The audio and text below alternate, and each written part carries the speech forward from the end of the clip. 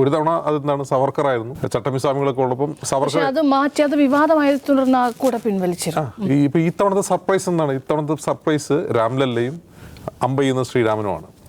ഈ അമ്പ ചെയ്യുന്ന ശ്രീരാമൻ എന്ന് പറഞ്ഞാൽ മുകളിലേക്കാണ് അമ്പ ചെയ്യുന്നത്, ഇങ്ങനെ പിടിച്ച് നിൽക്കുന്ന ഒരു കുടയാണ് ഞാൻ കണ്ടത്. ഇത് നമ്മൾ ശ്രദ്ധിക്കേണ്ട ഒരു കാര്യം, കഴിഞ്ഞ ദിവസം വൈറലായ മറ്റൊരു അമ്പെയ്ത്തുണ്ടായിരുന്നു.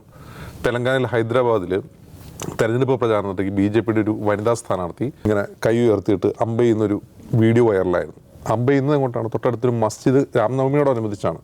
രാംനവമി നടക്കുന്നു. രാംനവമി ഘോഷയാത്രയിൽ ഈ സ്ത്രീ ഇങ്ങനെ അമ്പ ചെയ്യുകയാണ്. അപ്പുറം ഒരു മസ്ജിദ് തുണിയൊക്കെ ഇട്ട് കവർ ചെയ്തേക്കാണ്, അങ്ങോട്ടാണ് അമ്പ ചെയ്യുന്നത്.